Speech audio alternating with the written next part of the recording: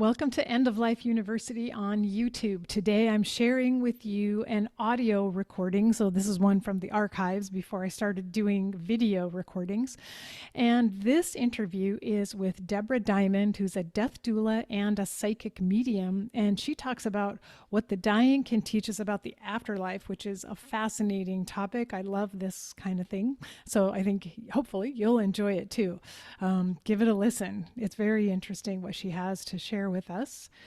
And be sure and subscribe to this channel if you haven't done so already. Also subscribe and follow the End of Life University podcast wherever you happen to listen to podcasts. And if you're so inclined, help us out a little bit if you can with a small financial donation. You can go to eoluniversity.com/support and make a donation there, and I would appreciate it greatly. So we'll move on with my interview with Deborah Diamond. Hello, everyone, and welcome to End of Life University podcast, where we share real talk about life and death. I'm your host, Dr. Karen Wyatt, and this is episode number 255. And we're in the middle of the month of July right now, 2020. I hope all of you are safe and well, enjoying the summer, and also coping with whatever consequences of the pandemic you experience where you live. Today, I'm sharing with you an interview I did with Deborah Diamond, who is a psychic medium, and we're going to be talking about what the dying teach us about the afterlife, which is a really fascinating topic, something I'm very interested in.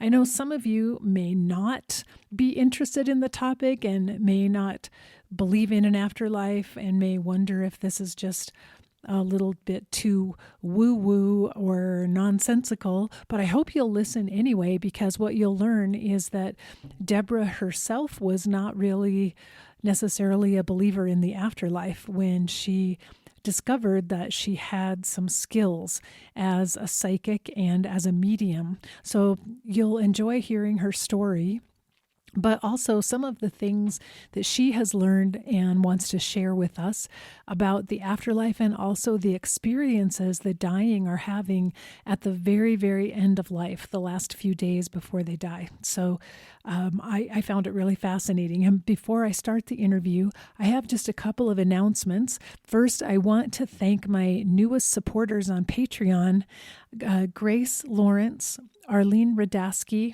Kelly Lyles, and Raphael Babylonia. Thank you so very, very much for stepping up and joining our team. And if anyone else is interested in making a small monthly contribution to the podcast, you can go to Patreon, patreon.com/EOLU to learn more about it. Then I also want to let you know I posted a vigil last week on July 9th, which was a vigil for global compassion.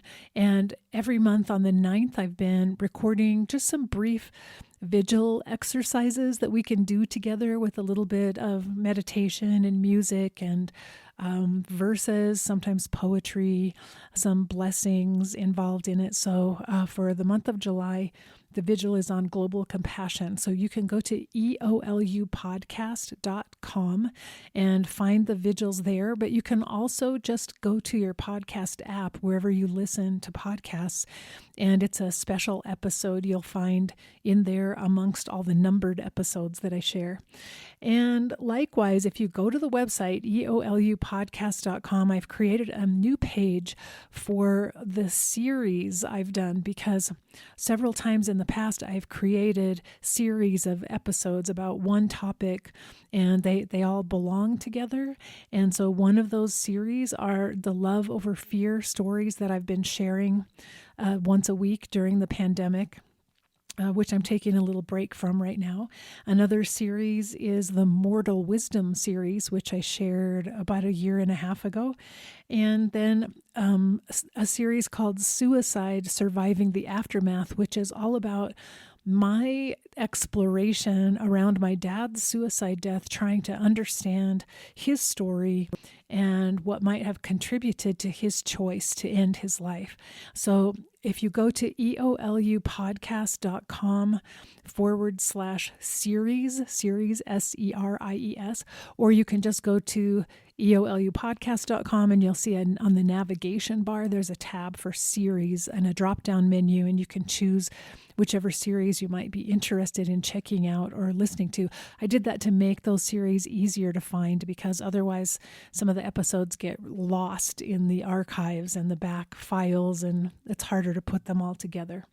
So anyway, I did that hopefully to help you if you're interested in checking out some of those series. And I encourage you to, especially the Love Over Fear stories for precarious times. I've been doing those since the beginning of the pandemic, and there's a lot of really inspirational stories there that are shorter, so you don't have to listen for a long time. Many of them are 15 to 20 minutes. And again, I created that for you as a labor of love. So I hope you'll take a listen and enjoy those stories.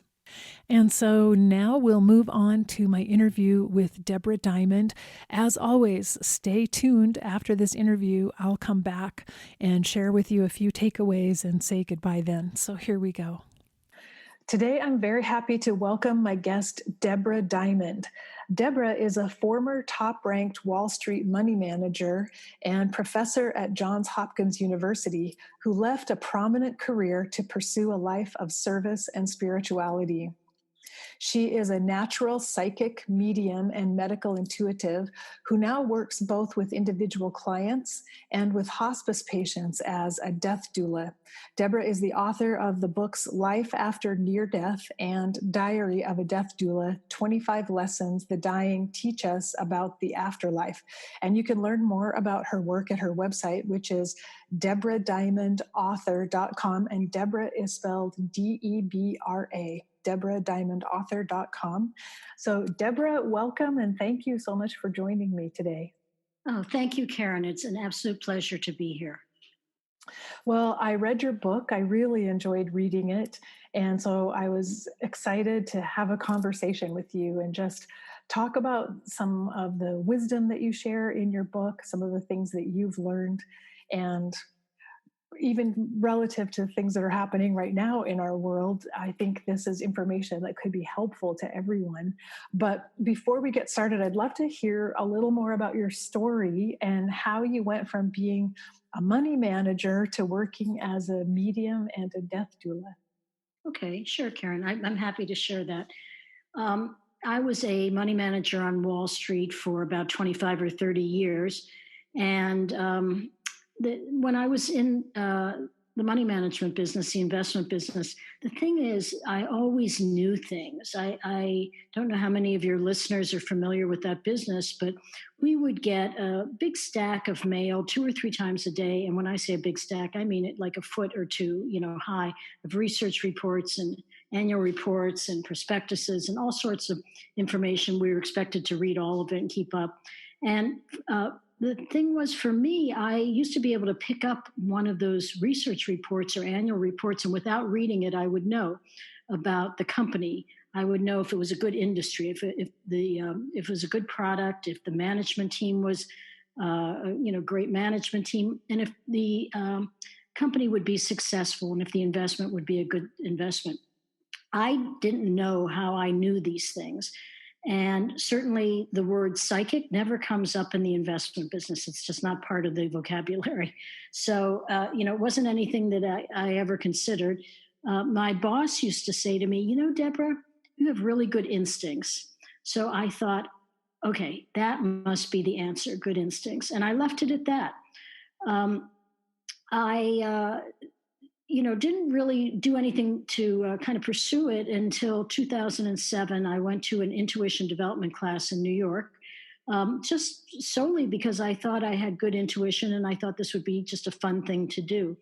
I live on the East Coast. I went up to New York. It was a weekend class, about 25 people in the class, men and women. I didn't know any of them. And, we did a number of exercises on Saturday morning, and exercises to enhance your intuition, this sort of thing. And I was getting everything. I didn't know how that was possible. The teacher didn't explain it, but they were very low-key exercises, so I wasn't terribly concerned. we took a break, and when we came back, the teacher said, now we're going to do a seance. She just kind of made that announcement. And, it was something that caught me off guard. I didn't want to participate in a seance. I was frankly afraid. And it's not really why I went to this class. But I decided, well, I'll do this. It was Saturday morning. The class went through Sunday afternoon. So, I'll just do this one exercise and then we'll go on to the next exercise. So the teacher said if I would put everyone in a meditative state, and then when I'll take you out of your meditation, and if you see anyone, you let me know and I'll tell you what to do. So I thought, well, that doesn't pertain to me because I'm not going to see anyone. So we all meditated, and she took us out of the meditation and she said, does anyone see anything? And I looked around the room and everyone was looking at each other, and I raised my hand and she said, yes, Deborah, what do you see? And I said, I see about 50 people. These were all people who had passed. Some of them were family members of mine. I recognize them. Some of them went with other students in the room. And then there were just some random people kind of who were there. Like I saw a couple of 42nd Street showgirls walking through the center of the room. So the teacher said, well, do you see anyone in the corner? Because chances are, if you see someone in the corner of the room, they go with someone who's sitting in that corner. So I said, I do see someone in the corner. And she asked me to describe the person. And it was a gentleman who had black hair parted in the middle, big white teeth, handlebar mustache. And as I began to describe him, the woman in the corner began to sob. And she said, I know who that is. That's my fiance. He died 2 years ago. And the woman in the corner said to me, if I show you pictures on my cell phone during the break, would you be able to identify him? And I said, sure, because it's almost like somebody who was sitting next to me. Of course I could identify him. So during the break, she came over and she flipped through her pictures, and I said, there, that's him. And she said, yes, that's my fiance. Now, she had expected to hear from him. She believed in the afterlife. It had been 2 years, and she had expected that she would hear from him and had not. So she was disappointed she hadn't, but she was very grateful to me for doing this for her, bringing in her fiance. So she gave me a big hug and she thanked me. I was, just overwhelmed by everything. I really was having emotionally overwhelmed and everything else. But I did recognize that I had done something meaningful for someone. And you have to understand, I come from Wall Street. And there's no thank yous on Wall Street, and certainly no hugs either. So, this was a completely new experience. I spent the rest of the weekend in that class, and lots of things were sort of happening. I think I, had opened up some sort of portal or door to my consciousness. There were a lot of things happening. I was just overwhelmed. I drove back home Sunday night, and on my way home, I called one of my sons. I have 3 sons. My youngest son is very left brain. He scores real high in standardized tests. So I called him and I told him what happened. He didn't say anything. When I was all done, he said, well, that makes sense. We're just energy, and the energy has to go somewhere. And that explanation was something that I could process because it was sort of a pseudo, spiritual scientific explanation. That we are energy, that everything is energy. And I could wrap my head around that, gave a context to what had happened. And it's something that I've continued to use in my work, ever since. Nevertheless, I didn't tell anybody what happened to me because lots of people have extraordinary experiences. Very few people talk about them because they don't want to, they don't want to be judged. They don't want anyone to think they're crazy. So people don't talk about them, and I didn't talk about mine. That summer, I decided to go out to Taos, New Mexico. I don't know if you've ever been there, but Taos is a highly spiritual place, and I had been there many times in the past. I went out there to paint that summer, and I rented a place for 2 months to go paint. At the end of the 2 months, I just felt like I wasn't supposed to go home, that I was supposed to stay there. So I ended up renting another place, and I stayed for a number of years. I didn't know why I was staying. I just knew I was supposed to stay. So That's what I did. And while I was there, that's when I began to unpack the energy and work with it. I began to eventually do readings and teach workshops. But this whole thing about being a psychic and working with energy is very normalized there. When people say to you, "What do you do?" and you say, "I'm a psychic," they say, "Oh, me too." And on the East Coast, you would never get that kind of response. Well, first of all, you wouldn't say you were a psychic, but if you did, you wouldn't get that response. So it was, that kind of work was normal out there, and I just relaxed about this gift that I'd been given, and I began to work with it. So that's how I, moved from the investment business to the work that I do now. I eventually came back east because my family's on the East Coast, and I felt like my time in Taos was over. Um, I came back thinking I'm not going to be doing this work anymore because I'm going to the East Coast. I'm not going to be, in Taos, New Mexico, or California, uh, where they have a different view about these sorts of things. But what happened was when I came back, I was asked to read for a famous near death experiencer in Washington, D.C. And this person had a near death experience and came back with extraordinary gifts. And, I did the reading for him. And that evening, I started thinking about the reading and his gifts. And I wondered, what happened to him? Why does he have these abilities, these new abilities, these gifts? What about other NDEers? What do they get, if anything? What are they supposed to do with it? What does it mean? So I Googled NDE after effects, and I found out there hadn't been any research done. So I decided to do the research, and that became my book, Life After Near Death, which is about people who've had NDEs and return with extraordinary gifts and abilities they didn't have prior to their experience. So I did that. And now, how did I get to be how did I go from there to being a death doula? Well, my mother passed away in 2001. And when she was very ill, we had hospice come to the house to help her. And at one point, one of the hospice professionals handed me a piece of paper and said, "You might want to read this." And I set it aside. I wasn't sure what it was, but I set it aside. Eventually, I picked it up and read it. And when I read it, it said something that was very surprising to me. It said, "If the soul is ready and the body isn't, you don't leave. And if the body's ready and the soul isn't, you don't leave. When the body's ready and the soul is ready, then you leave." So this hospice professional was saying, that death is a process involving body and soul. And now, up until that time, I'd never been around anyone who was dying.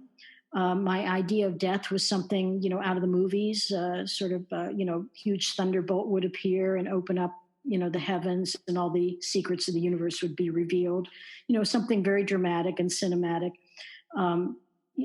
Infused by what I'd seen in movies and read in books. Mm-hmm. But it was, death is not like that. Death is a process like birth. So, I thought about what this hospice professional said, and I thought about it for many years. I knew I wanted to be of service in hospice, and eventually I trained to be a death doula, someone who sits with the dying. But I wanted to sit with folks who were actively dying in the last 24 to 48 hours of life because as a medium, I talk to people who are in the afterlife, and I'm not afraid of death. And I knew I could, sit with these folks. Not all the doulas feel that way, but I felt that way. So I, eventually trained to become a death doula and to do this work. So that's sort of a very long story to get you to, the point of how I became a doula. Yeah, and I love your stories in your book, Diary of a Death Doula, about that experience of sitting at the bedside with dying patients as a medium and being able to actually see and experience what is happening for them at the as they are going through the dying process. And it was really fascinating, but also very inspiring to read those stories. Well, thank you very much, Karen. I do appreciate that. As someone who is able to see into the invisible worlds at end of life, it gave me a very different perspective on what happens at, at end of life. I had already had, because I'm a medium and I'm able to converse with those in the afterlife, I already bring that to the table. But, in terms of being with people who are actively dying, there's a whole component of what goes on at end of life that I've never appreciated.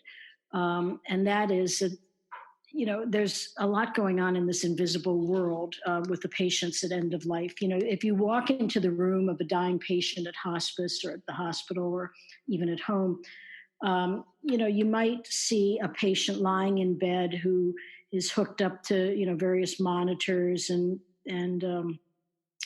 medications, and it looks like nobody's home. They don't look very good, and they might be unresponsive, but that doesn't mean that they're unconscious. They're conscious from what I see, because I can see into these things. Their conscious is very active, and it speaks to this idea of the body and the soul. In medical today, I mean, you're a physician. In medical science, I think for most physicians, for most of medicine, they view death as the death of the physical body. And I think for those of us in the Western world, that's also how we tend to think of death. That's how we define it. You go into a room, you see somebody's physical body, they don't look good, you think that's the end. But there's a lot more going on than most people realize. And there's, again, the two parts to the process. There's their physical body and their soul or their essence or their spirit, whatever you want to call it. As you know, they travel quite a bit at end of life. They're out of body and they're traveling and journeying.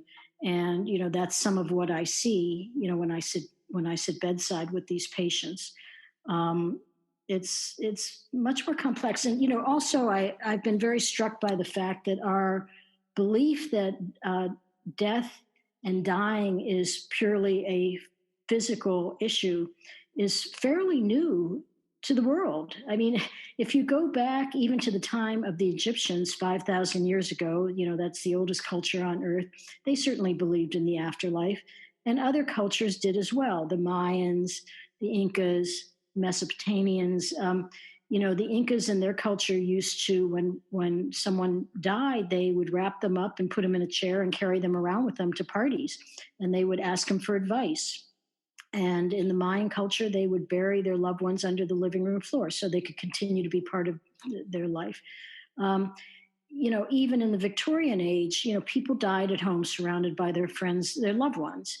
And it was, it's always been throughout history a much more family centric event. And there's been persistently a belief in the afterlife up until you get, more towards Western medicine, where death is now, for the most part, about being whisked off to a hospital or a hospice or some sort of clinical setting. And it becomes a much more antiseptic event. And I think that's what really scares people. Yeah, as a hospice doctor, I can say with the people that I've sat with as they were dying and in that active dying phase right before death, I always had the sense that something's going on inside. They're not responding to us, but something important is happening, and they're doing some sort of work. And so I really loved this the paper the hospice nurse handed to you that really said, like, the body and the soul both have to be ready to leave. They both have to get to the place where it's time to leave. And that really fits with what it felt to me, because there were patients who, according to our medical science, the physical body should have died long before. But those patients went on living sometimes for 2 or 3 weeks longer than we expected without any food or water. And in my mind, I explained it has to be that they're doing some kind of soul work. It's not time for them to go yet. They're doing some sort of work during this time, and that's why they're staying here longer. And it seems as if your work validates that idea. Yeah, I mean, I could say a couple things about that. I mean, there is a case in my book, Diary of a Death Doula, of a patient who is, as you described, someone who should have already passed. And I remember sitting in the room and a nurse came in and she said to this patient, "It's okay, you can leave." And I whispered to her, a little later, do you tell all your patients that? And she got a little defensive and she said, well, the family keeps telling this patient because they haven't eaten in a couple weeks. And why are they still here? And then the doctor came in, and the doctor just kind of shook his head when he walked into the room, like the same thing. Why is this patient here? And the patient was down to like 82 pounds or something. And now, the doctor and the nurse left the room, and I was with the patient, and the family and spirit were in the room with the patient. And because I could converse with those in the afterlife, I saw the family in spirit, and I started talking to the mother in spirit. And I said, "Why are you here?" And she said, "Well, this is what we do. This is our job. When you cross over, this is a job you're given to do, and you would never turn it down." And I said, "How do you know when to come in?" And she said, "Well, imagine it's like you have your cell phone and, you have speed dial and you have memory. And when, they just know on the other side, they get that call and they can instantly appear because they're not in physical form. They're just energy. So they could be anywhere and everywhere. So they come in. But now the patient said to me while all this was going on, said, "I'll go or I'll leave when I'm ready. I'm not ready." and the mother in spirit said to me, "My child was always very stubborn." Mm-hmm. So this patient was not ready to go. I mean, they were physically, they should have left already, but their spirit was not ready to go anywhere. So and you see it. I mean, so one other comment I'd like to make about that is at end of life, patients are actively traveling. They're out of body, and they may be visiting favorite memories from their childhood. They may be visiting their new home, in a higher dimension. They may be seeing beautiful landscapes. They may see loved ones who've passed. They're journeying and they're out of body. And something that I noticed about that is that when they go out of body, it seems as if their consciousness expands. Every time they go out of body, it's like they go to the universal consciousness filling station and get tanked up, and then they come back. Now, the reason I guess I noticed this was because I work with so many near-death experiencers, and I've talked to thousands of them, and they all have this experience as well, but they're not at terminal physical and, end of life. They come back and they can talk about what happened to them. And they all come back with their energy altered, and they all come back with too much consciousness, which is why it's very difficult for them to navigate the whole process, because they're now back walking with one foot in the universe and one foot on earth, and it's very unwieldy. But they have too much consciousness, and we're not really built for that. And that's another story. But I noticed, I've noticed at end of life that patients also go through this process, but they don't go out of body once. They're out of body multiple times as they are transitioning. And each time they're out of body, they're picking up a little bit more consciousness. They return with a little more consciousness. Now, I have a friend who's a hospice chaplain, and I was telling her about this. And when I finished telling her, she looked at me and she said, "I know exactly what you're talking about." She said, because as a chaplain, she is dealing with patients from the moment they come in the door. So many of these patients are, responsive and can converse, and they're fine. And she's having these conversations with them. And she said, I have conversations with my patients, and they tell me that they're traveling, and they tell me about their experiences. And she said, every time they come back, they're a little bit different. So now I'm only with patients that, at the end, they're not responsive. They're not sitting there talking to me. So, I only am seeing one slice. But when I've talked about my book, The Diary of a Death Doula, to groups, and there are doulas in the audience, and I talk about this phenomena, they're all shaking their heads. I mean, you see this sea of heads going up and down. They get it.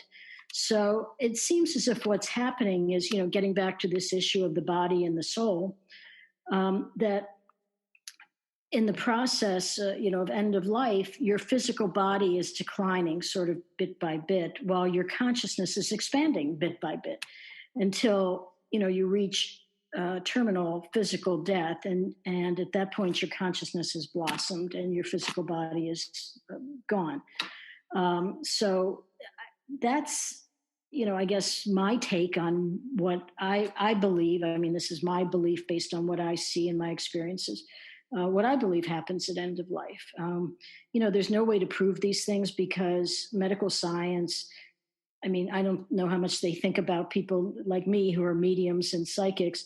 They're looking for issues that are reproducible, and you can't. It's hard to.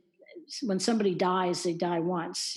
You can't reproduce a lot of that, and this just in the universe, it's just not built for reproducible uh, facts. But it's certainly there's anecdotal incidents.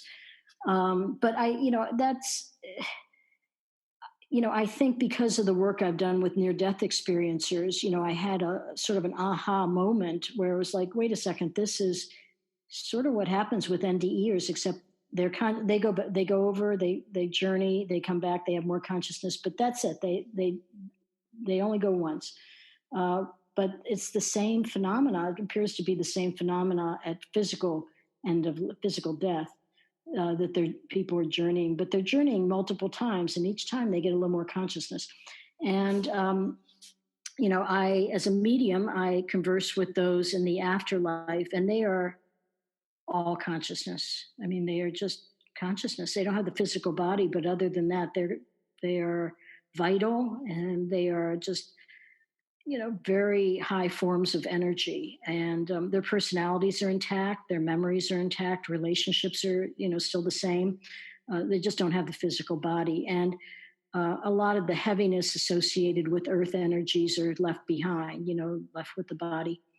So it's, at some point, I guess in the future, I don't know if it'll be in my lifetime, but I guess in the future, at some point, we'll have a better understanding of all this, and maybe ways to track it better. I don't think that we have the language and the skills to do this in medical science at this point, but maybe at some point in the future we will.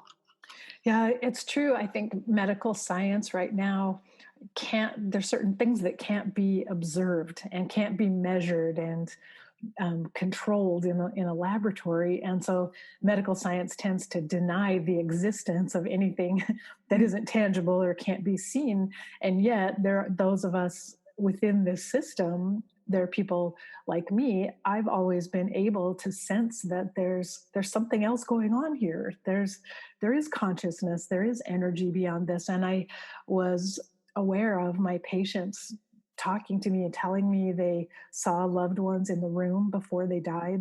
Mm-hmm. So I knew that my own profession just was not able to grasp some of this information, but experientially it became available to me too. So I had no problem believing it and validating it when my patients would talk to me. But I was going to tell a little story when my own mother died and I took care of her in her home during her last few days of life. I was so primed for her to have some amazing end of life experience. And so I was watching and waiting and wanting her to tell me, who's here for you? Who do you see in the room? Who came to be with you? What are you? I wanted to be part of her experience and hear what was happening. And probably like the night before she died, she hadn't really spoken to me for hours and hours, but she rolled over toward me and opened her eyes and she said, "I want." And so I leaned in like, "Oh, I want to hear what are you going to say to me, Mom?" And she said, "I want onion rings." I was so disappointed. I thought, what, onion rings? Like I was expecting like angels and heavenly beings, and I thought, and she's talking about onion rings. But then I remembered when my mom was a teenager, she worked as a car hop at a little drive-in restaurant, and she always got to have a free meal after her shift, and she loved onion rings, so she would eat those onion rings. And I realized maybe she was revisiting that memory and how pleasant it was. And you just mentioned that one of the places people travel is to happy memories from the past. And so I was initially disappointed in the onion rings, but I had to come to realize, well, that's where she wanted to go. That was like maybe such a special time for her. She needed to revisit it. Hmm. Yeah, that's a wonderful story. Yeah, thank you for sharing that. It's it's interesting what you described, that you feel these things, and that's another way for us to another way we work with our consciousness. I mean, it's not all about seeing. Not everybody sees things, but lots of people feel things and sense things, and have some of the other elements of ways of receiving information. I mean, there's lots of ways to receive information, and it's good if people know how they get it. I mean, if you know that you sense things or feel things, that's good, because then you can be on the alert when things come in that way. Oh, this is sort of my signal. In my case, I have all the clairs, and that means clairvoyance and clairaudience and clairsentience and claircognizance and clairolfactory, and all of that. So, and some people have some of them, some people have all, some people only have one. Actually, in our Western culture, almost everybody is clairsentient. Clairsentience is clear feeling. And in the Western culture, I don't think people realize that that's what they have, but most people have it, because in our culture, people come up to you and say, "How do you feel about that?" Or what's your gut tell you? I mean, that speaks directly to clairsentience.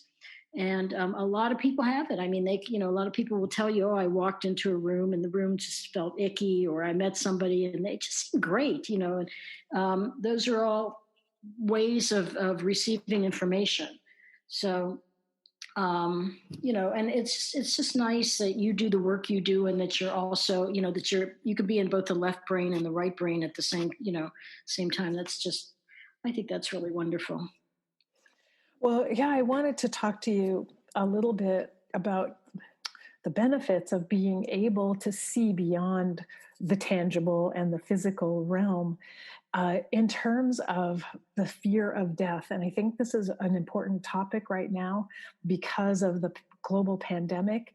I just see all around me people that may never have thought about death before are being confronted by it right now. And I see a lot of fear around death in our society, and that this is a time when we really need information for people to help them with fear. So I was curious about your own experience with your own fear of death and how that might have changed, and how even these stories you share in your book are, I think, are helpful to alleviate fear. So would you talk about that? Yeah, sure, of course.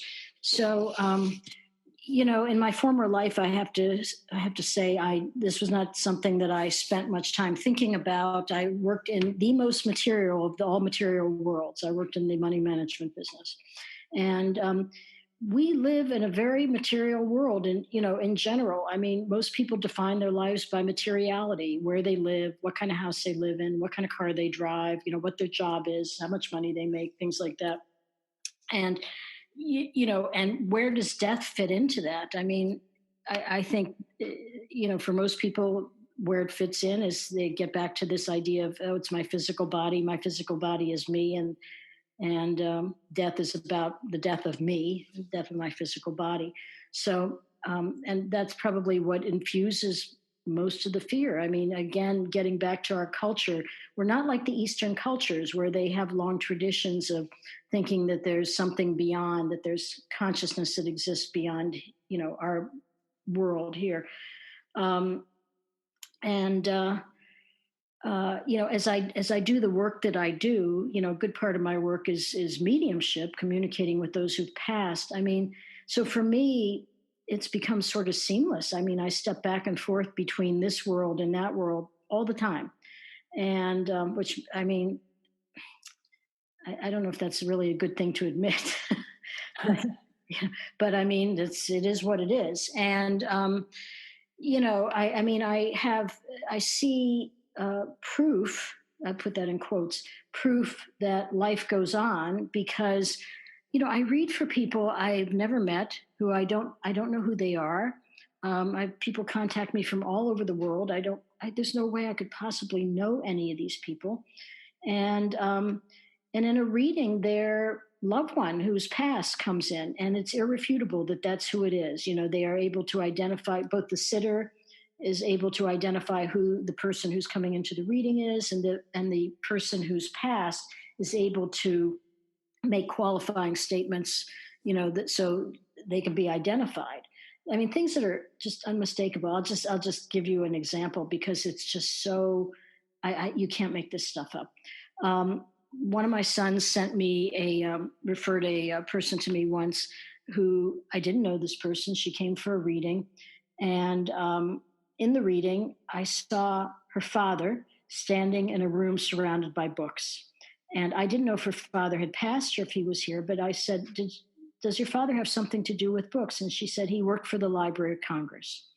And I said, well, your father has something for you, because he was showing me something. He had something in his hand, and it was very strange. But I knew, and I know as a medium and a psychic, that whatever comes in, that's what you're supposed to, that's the message, whatever it is. So he had something in his hand, and I said, your father has something for you. And she said, okay. And I said, it's a hot dog sandwich. It was a hot dog in a bun. I mean, can you imagine coming for a reading expecting to hear something profound? It sort of goes with your mother's onion. Yeah, they go well together. Right, hot dog and a bun and the onion rings. There you go. So, and I'm thinking, this can't be, like, I don't understand. I mean, this is what he's showing me, but like, this is just doesn't, it's weird. Right. And I said, it's a hot dog sandwich. And she burst into tears. So we kept going in the reading. And then a few weeks later, I was talking to my son, and I said, or he said to me, that was really strange about her reading. And I said, why? And he said, well, didn't she tell you? And I said, no. And he said, well, her family were vegetarians, but they ate one thing that wasn't vegetarian. It was a hot dog sandwich that her father made. Her father had passed, by the way. So he was on the other side. He was coming in. He was showing her this hot dog sandwich, the one thing that their family ate, that was non-vegetarian, that he made. So she knew that was her dad, because, I can't make this stuff up, and he could have come in to the reading, and they do sometimes come in and say, I love my daughter. Okay, but that's not definitive. But something like this, it's called proof of the living mind. And, it's something that is an identifier, it's a clear identifier. So, and there are so many moments like that, in these readings, that people, that their souls, their essence, continues on. And so, I think because of that, my idea of death is probably not the same as most people's definition. As a matter of fact, somebody asked me once, it was not that long ago, they said, do you think in the afterlife, people are up there in the afterlife and saying, oh, I'm dead? And I said, well, actually, I don't think so, because I think our life, our idea of life and death is infused by our world here, by Earth. When you're born, that's a moment where your physical body appears, and you're breathing and you're gurgling and whatever. And death is when your physical body ceases to do those functions. That's how we look at life and death. That's how we define it. But I don't see it that way, because I'm having conversations with people all the time who are not. You can't see their physical body, but other than that, we're having this conversation. It's sort of like you and I, we're having this conversation. So, I think life and death is very much defined by our world. And, but it's a big universe out there, and there's a lot of possibilities and a lot of ways of looking at things, I'm sure, that I know I've never thought of, and probably most people haven't thought of, that are beyond us. But my view of death is, infused by all of that. So, and maybe it's pretty far out for most people, but maybe not. I don't know. You and I were talking about, what's going on today in our world, and more people are having these unusual dreams and unusual visions and major shifts in their consciousness. So, maybe some of these ideas won't seem as strange to them. Yeah, very true. And I was thinking that I found the stories in your book comforting in a sense, because it seemed as if the patients all seemed to have a positive experience as they were journeying during this dying process, and that they reported beauty and light and love as being infused in everything. And so that's reassuring to me, that there's something, as we expand out of our bodies, there's something beautiful that awaits us, and it doesn't have to be frightening. Yeah, yeah. Well, and I think people who can relate their near death experiences, often talk about that too. And they often say, the word they use is ineffable. They can't find the words to describe what they experienced, but they experienced nothing like what we experience on earth. And they use words like joy and peace, but it's sort of much more than that, because it's just such a higher vibration. It doesn't exist here on earth. We don't have the science, we don't have the terms, we don't have the ability to address all these things, to understand this other realm. So we kind of grope around trying to figure out what it is and how to define it. But we're just, as I said earlier, we're just not there yet. But I mean, what I see with these patients at end of life is, certainly a lot of that. Now, that's not to say that everybody has that experience. There are NDEs that are bad NDEs. They don't know the exact statistics on them, but because we don't know how many people, there's just not good numbers about all of that. But there's some estimate that 2% of all NDEs are bad, and I think at end of life there are people who often, who also can have an experience that's not all light and beauty. I have not experienced that as much, and I'm not sure why. Sometimes I think it's because maybe I'm bringing a certain energy to the room, but I don't know for sure. The answer to that. Mm. One thing that I witnessed in being with dying patients often is that it seemed to me, at least, that as the closer patients got to death, the more they seemed to have a light about them. They seemed to be glowing with an inner light that I could actually see in the physical realm. I would just see them more and more infused with light. In my mind, I interpreted that as their soul is just becoming more and more visible as the body is falling away. But you described something similar to that, I believe, in your book, as like the light coming from the crown chakra for some. Oh, yeah. Well, our crown chakras represent our consciousness. And our chakras change at end of life. And so our upper chakras, which include our heart chakra, our throat chakra, our third eye chakra, and our crown chakra, those are our upper chakras, and those are related to spirituality. Our lower chakras are related to our physical body.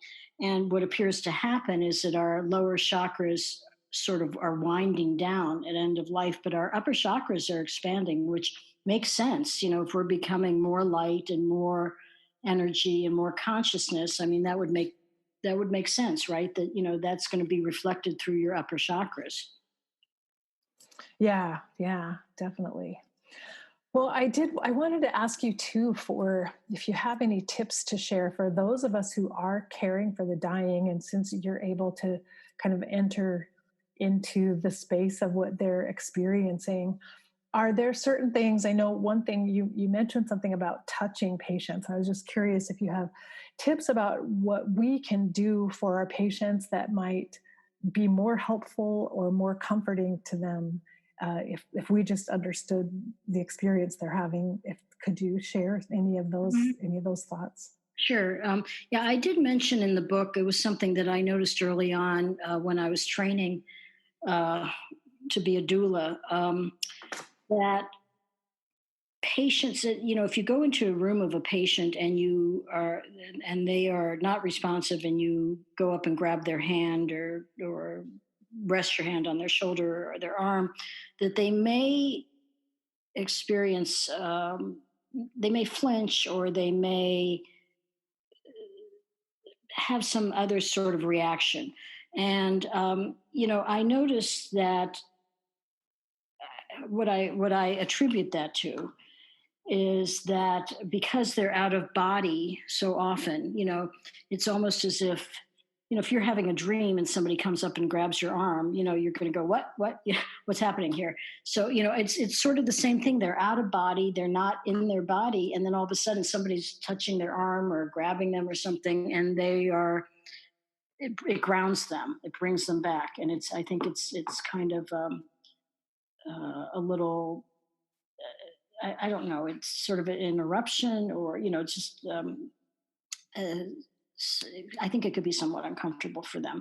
Now, that doesn't mean that, if you're a loved one, if you're a family member and you want to hold mom's hand, I think that's different. Mom knows your energy, whatnot. Um, but I think, you have to be careful about certain things that you do in these rooms. And one is um, not being careful what you say, because hearing is the last sense to go, and they can hear everything. People who at end of life can hear you, and this is not the place to pick a fight with a family member, or start to make funeral plans. I mean, I've heard all of that. You've probably had that experience.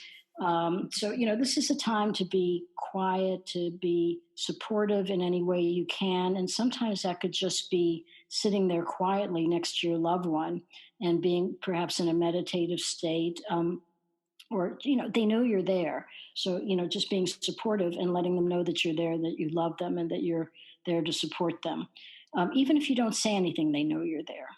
So, I think all of that is good.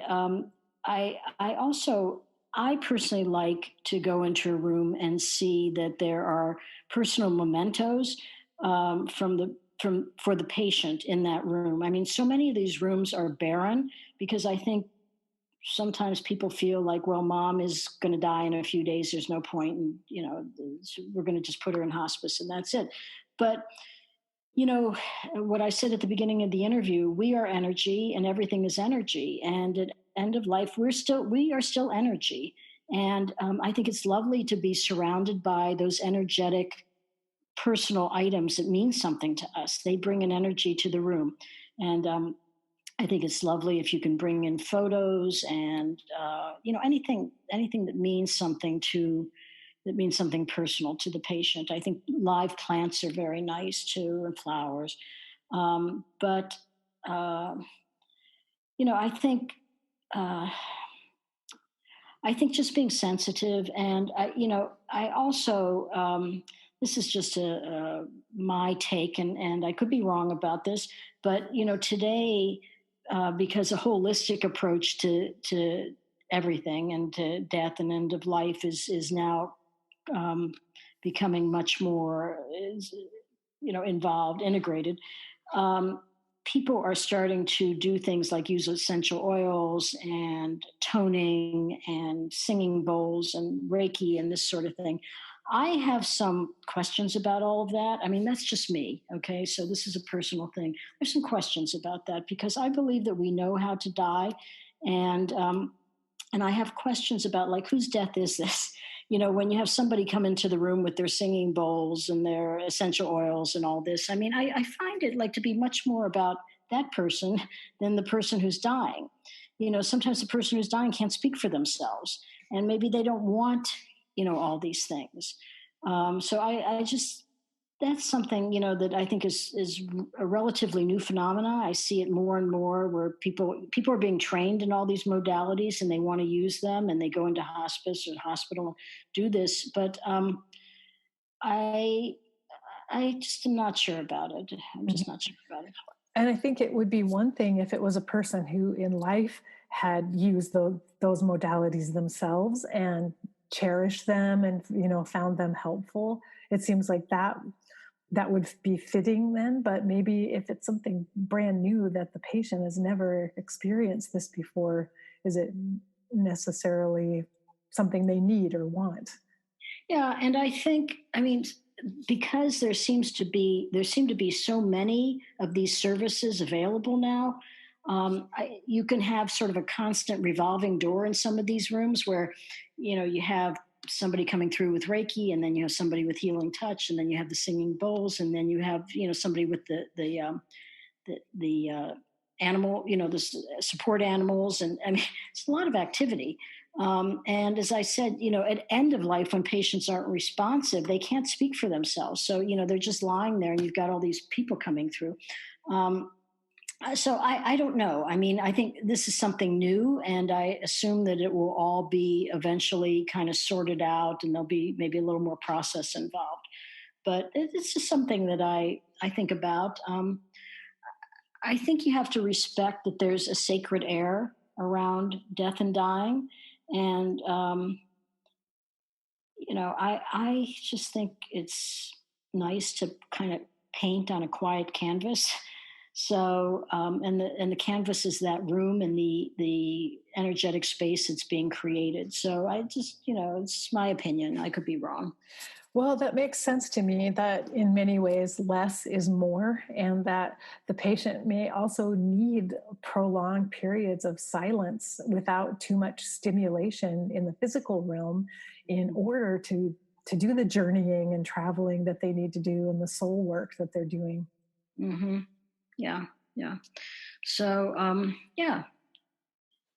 Well, you've already alluded to this, I think, but I was really fascinated by the idea that patients have observed different levels, or you could even see that for patients there as they're journeying, they are expanding into higher and higher levels each time they have this experience. And so that fascinated me and made me curious, and I don't know if this is even anything you can answer, but those of us who do work on meditation and work on our consciousness, like I have that experience for myself through the spiritual work that I do, that there are higher levels of consciousness that the more I practice and work toward it, the more I can expand even now in the physical body. And so it seems as if it might be similar work that we're doing during the dying process too, of becoming as expansive as we can be.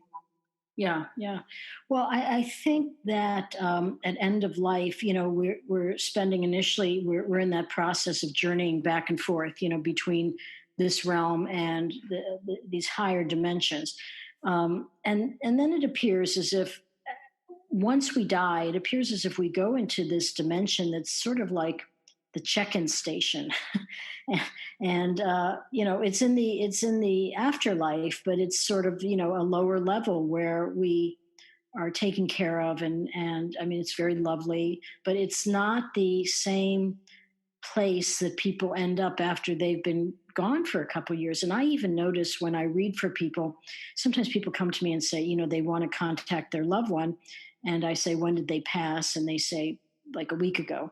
Well, there's an unwritten rule in mediumship that you don't try to contact anyone who unless they've been gone for a year, because the idea is that they're kind of getting set up, and it's sort of like if you were moving to Australia, and then the 2 days after you got there, all your relatives decided to visit. So you kind of want to get them set up and leave them to get all used to their new place.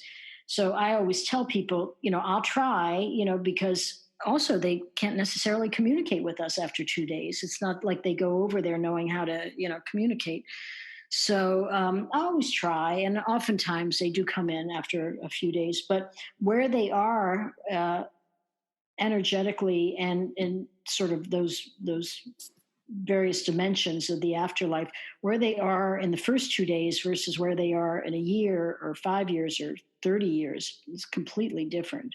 And it seems as if in that initial period, they're still somewhat earth attached, and they might reference things like their furniture, their house, they're because their most recent memories are of that, of being here. But as time goes on, they become more and more conscious, consciousness themselves, and they seem to go into higher dimensions, ever higher dimensions. So, it appears as if they're different, different levels and different dimensions. I mean, the way we think of levels and dimensions, but I mean, who really knows? I mean, there's no way you can map the you know Yeah. consciousness and the universe and all that. I mean, I think there are people who do, but I mean, I don't know. I mean, I don't know how you do that. Yeah, so true. Well, I wanted to, before we go, I just wanted to, maybe you could offer one last word of comfort. Right now, we have a lot of people who are having loved ones die in the hospital and they're unable to be with them or visit them, even also in hospices. So they're not able to be physically present when their loved ones are dying because of COVID-19.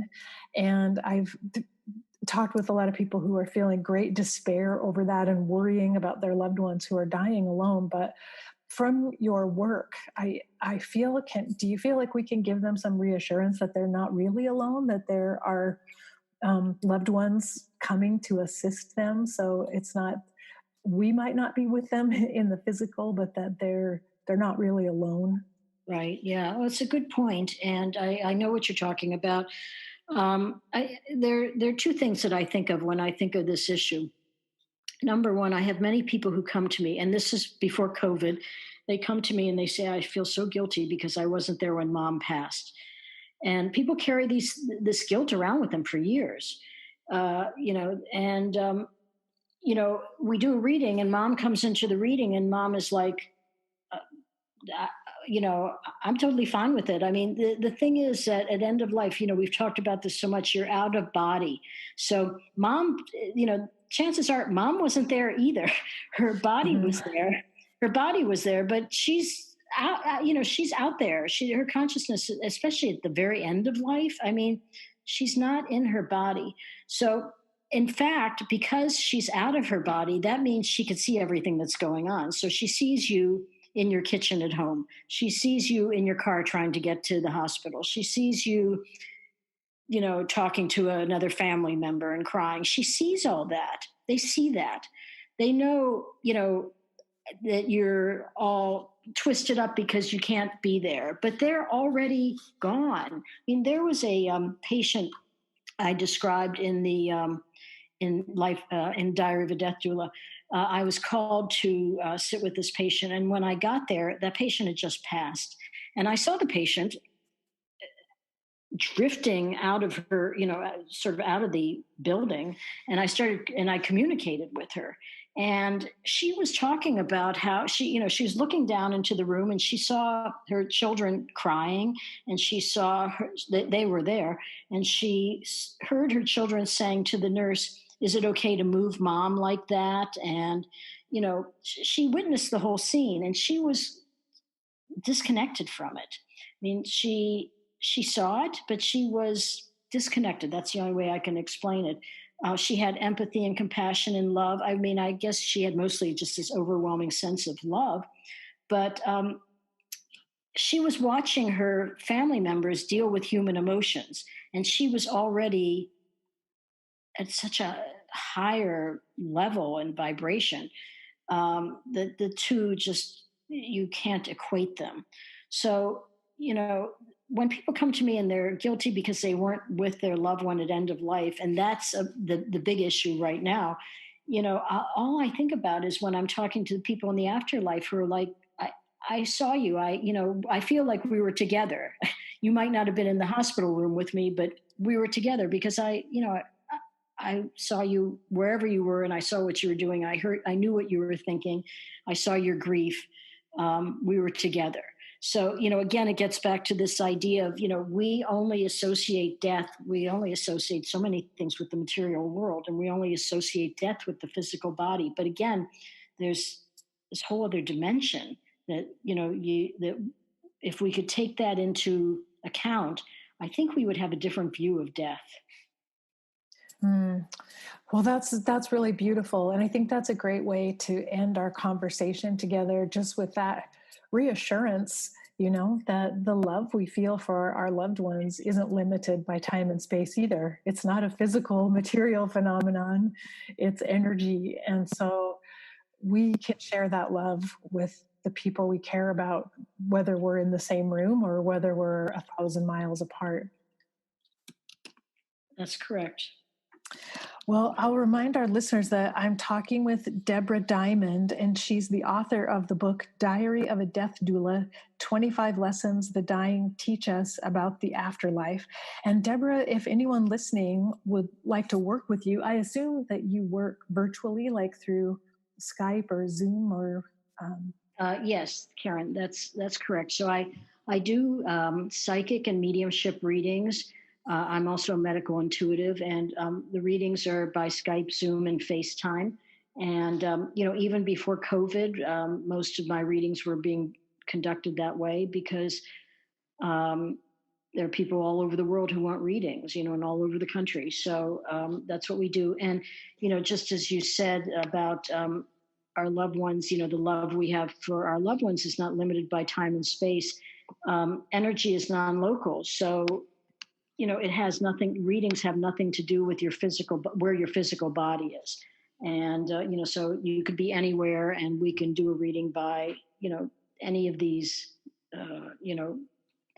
remote abilities like Zoom and Skype and FaceTime, and they work the same. So, and that includes psychic and medium, includes all the readings. Mm-hmm. So I do that. And, if anyone wants to contact me, they can contact me through my website, DeborahDiamondAuthor.com. I also have a YouTube channel where I release new content, fresh content every week. And, there are YouTube videos about the afterlife, what happens to us in the afterlife. There are videos about how to connect with those in the afterlife. I just released one about predictions about COVID. And, there's a lot of teaching videos on there too. So, please check out my YouTube channel. And if you like it, subscribe. And then, you'll receive fresh content every week or so. All right. And I will put links to your website and your YouTube channel on the show notes for this episode. And those can be found at EOLUpodcast.com.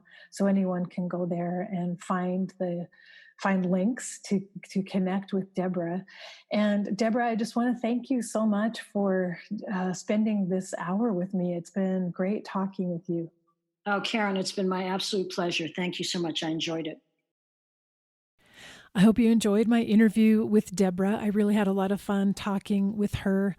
And one of the things I just wanted to share again as a takeaway, even though we just barely talked about it at the end of the interview, is this idea that for those of us who have had loved ones die, particularly during the pandemic, who were alone, and those of us who desperately wanted to be at the bedside with our loved ones and were not able to be there because of the virus.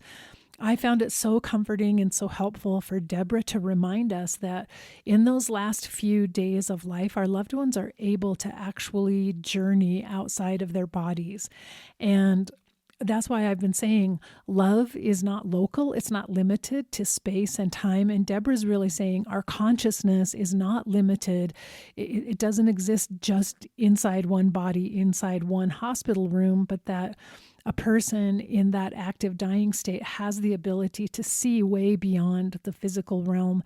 And that what she learned from her patients is that they, from her clients and their loved ones who had already died, is that they had actually been able to witness and experience the fact that loved ones at a distance were thinking of them, praying for them, caring about them, missing them, crying for them, wishing they could be there. So they were fully tuned in and connected and aware of their loved ones' feelings who were not physically present with them. And I just found that to be very hopeful and encouraging. Again, I know not everyone can believe that or accept that, but I would ask you to just take it lightly, be curious about these things, even if your mind is telling you that just is not possible. Don't reject this information just yet. Give it a little time to sink in and allow yourself to think, well, who knows? Maybe this could be true. So I'll remind you that you can subscribe to this podcast on Apple Podcasts, Google, Stitcher Radio, iHeartRadio, and Spotify. And so those are all great places for you to subscribe and get the app on your phone so you can take the podcast with you wherever you go and listen to them. Again, you can always come to the show notes page at eolupodcast.com. You'll find all of the archives there and all of the show notes for every episode, but it's so much easier if you have the app on your phone so you can take these episodes with you and listen when you're away from home. And so be sure to subscribe through one of those podcast providers. And I'm working to sign up with even more in the future, so you'll have other options as well. If you enjoy this content, please tell other people about it. Maybe share an episode with them, or if you find something that you think would really help someone else, please share it, because that's what it's here for. That's why I take the time to record these episodes. I want them to be there to be helpful for people who need the information. So feel free to share it. If you're so inclined, leave reviews for the podcast wherever you listen on whatever app you're listening on, because that also helps more people see the podcast and learn about it when they're searching for content like this. And then finally, once again, you can go to patreon.com/EOLU if you're interested in signing up to be a monthly supporter for the podcast.